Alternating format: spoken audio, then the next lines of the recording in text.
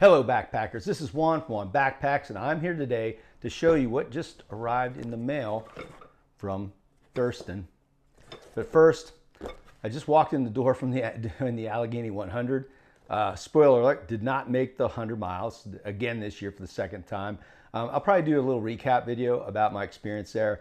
It was awesome. I didn't do a video per se on the experience, but maybe I'll just do like a summary of what I did, what I thought worked, what I didn't think worked, and maybe it helps somebody else who's planning to do the Allegheny 100. I did do pretty good in terms of time and miles and so forth, but just not good enough. So let's turn our attention to this little box. This is unboxing, which I never really do, okay? So I'm gonna do it. I ordered this Durston product from them, from their website. It was brand new on the market. It's trekking poles, as you can probably tell by looking at the box. And you can hear the sound inside. Not sure what that's all about, but let's go ahead and open up the box. Whoa, if I can. They really have this thing signed, sealed, and delivered, don't they? There we go. We got an end of the box to open. I'm gonna pull this out. Just kind of my first impressions in looking at them, and maybe a little bit about why I ordered it. So these are the Durston trekking poles. They're only slightly lighter than my trekking poles I have from Gossamer Gear. So for me, the weight really wasn't a big seller on these particular trekking poles from Durston. What I really wanted to do was get flick locks again, because the flick locks actually work better with the Durston tent, because you have to sometimes adjust the height of the poles. There's not an exact, recommended, millimeter, not an exact recommended height for that trekking pole tent, because the way it sets up, it's just kind of, setting it, putting the poles in, and making sure things are tight by adjusting up. The problem with that is, it can become difficult with the twist locks that are on my Gossamer Gear trekking poles. And so I've got tired of trying to twist the locks in there while I'm trying to raise it. It's just kind of a pain, minor pain nonetheless, but it is a pain. And the other thing is, these have just one flick lock on them. And so the one flick lock means that there's only one point, if I put weight on it, like I'm falling, put weight on it, that it can compress down again, and I have to readjust it. Not 2 points like the other trekking poles that I have. My aluminum black diamonds and my Gossamer Gears are the same way. So if I compress the pole, I literally a lot of times have to readjust 2 different sections, which again, not a huge thing, but it is a bit bothersome. And these definitely break down really small. You can see this, I can't remember the measurements. Maybe I'll put them up on the video here. It comes with a Dyneema stuff sack. I kind of think that's a bit overkill, to be honest with you, because I just don't see myself putting these in the stuff sack while I'm backpacking and bothering to take the stuff sack along. Yeah, it is light, but I'm not sure that I just want that extra piece of something around, so it doesn't mean a lot to me. So this would be more for storage or transportation, and in those cases, those 2 cases, quite honestly, I'm not even worried about weight. So I'm not sure. I wish this was small enough to fit my chair in, because I'd probably use it for that, repurpose it for that. But at any rate, these are the trekking poles. Again, the reason that I ordered these and things I like about them is that they're really simple. I think Dan Durston did a great job. It's not necessarily the weight. Again, these are only slightly lighter than my other trekking poles from Gossamer Gear, my carbon trekking poles. So that's not really a reason to switch for me. It's the design is why I switched. You can see here that I've got 2 sections here, and basically I could take these sections, snap them together, boom, like that. And then I can use this one flick lock near the top to adjust my height. And I use 115 centimeters. So boom, there we are. As long as I have the flick lock adjusted so it tightens up enough to keep it. And these seem really, wow, they seem really sturdy on there. And there's an adjustment in there too, a little bolt. I wish it was a little bit different so that I could use other things in the field to adjust it down, because sometimes that does happen, but I'll have to look. Oh, here we go. I'm wrong. There's actually, you could use a straight head screwdriver or a Phillips head screwdriver on this, or a knife in the field if you wanted to. So this is good. I was looking at the wrong side of the thing, so I had that wrong. It's really nice and light, and one of the things I like about this is that the thickness of the trekking pole means it's going to be probably stronger than my really thin trekking pole, which gets super thin down here. And my Gossamer Gears are known for breaking. I've been lucky enough to avoid the breakage.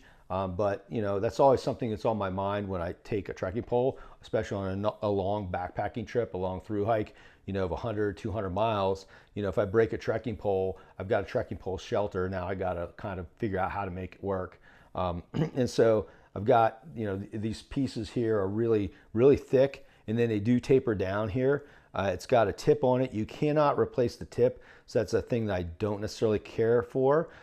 It doesn't come with baskets, but that's not a huge deal.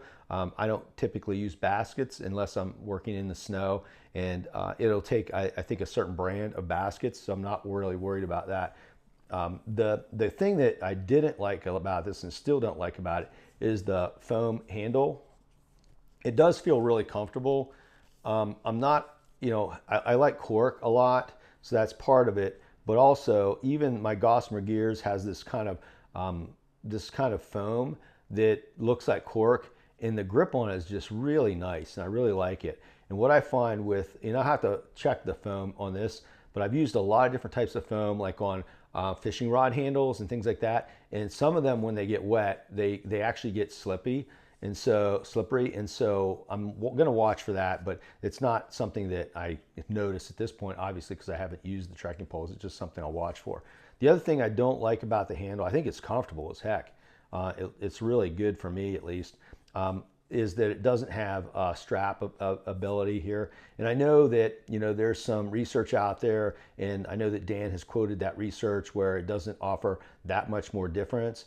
You know, I probably, you know, he's a thorough guy, so I'd probably believe a lot of that. But I do know that for me, I kind of go from fast packing to backpacking, and in fast packing, I do like that push off factor, and that's why I have the Gossamer Gear, you know, trekking poles. And so I might end up switching out these handles for other handles that have a strap on them. And I think enough people have asked for straps. I believe that he talked about on his website about having an option where you could order a trekking pole with a handle that had a strap on it too. Adds a little bit of tiny bit of weight. The way Gossamer Gear does the strap, it works, it's functional, but it's super lightweight. Maybe that'd be an option here, to do something like Gossamer Gear on this trekking pole. Or, you know, as you know, Dan Durston typically does, he goes to the research, he really picks things apart, and he might come up with a better way to do a strap. So, you know, that's definitely a possibility. So the handle, again, really nice, fits my hand really well. Just my first impression. I don't foresee any issues with it. And I also like it has these slots on the back and the palm. I think those are really good for grip too. And those trekking poles that have those slots, I really like them. I find them to be nice, you know, cause some gripping there. So that's really nice. Moving down the pole, like I said, the flick lock is the biggest reason I bought this, and the fact that it only had one section that needed to be adjusted. I think I'm really going to dig this, and I'm going to take these on the high winter with me because I'm using the Durston 10 out there. And I like the fact that, again, if I had this trekking pole on the ground and I need to adjust height, all I have to do is do this, adjust height, close it. Whereas my twist locks, I literally have two different twist locks. So I got to decide which one I want to adjust. I unscrew it, and I'm twisting the handle at the same time, or twisting the post at the same time. And it just creates a lot of weird stuff going on. Sometimes, you know, the grommet in the tent, you know, the thing pops out, or it's twisting the grommet on the top. If I try it this way, it's going to twist inside the tent. It's not really going to be effective. What I usually end up doing is actually pulling the thing out, twist locking it, and then trying it again. This way I can just keep it in there and just slide it up or down. I'm really, really digging it. And this section actually comes off too. So this will come down to 3 sections. There's a press button here. I was trying to figure out how to work it. It's idiot proof too. Good job, Dan Durston. And you can see I broke it down into 3 pieces. And so this is, wow, this is really, really awesome. So I broke this one pole down into 3 pieces. They're short pieces. And I basically can do this, put it into here. It's only like an extra 2 inches anyway. So you can cut another 2 inches by taking it apart, and then you click it in there. This seems very sturdy. And again, knowing Dan Durston, his work, you know, and products and so forth, I really feel like this is going to be effective. So I'm not super worried about this either. And then you can see here, I can adjust this up to my 115. Man, I'm really pumped to get this out and use it. So these are the Durston. There's 2 of them, obviously. You buy them by the pair. So these are the Durston Trekking Poles, kind of my first impressions. Some of the reasons I bought them, not necessarily again for the lightweight, because I have a lightweight set of trekking poles already, but some of the functionality that he's worked in here, and I think that he's worked in also durable functionality that'll last, and so I'm really looking forward to this. So anyway, backpackers, till next time, get out there, do some backpacking, do some hiking, stop watching YouTube videos, unless they're mine, then watch them all from start to finish.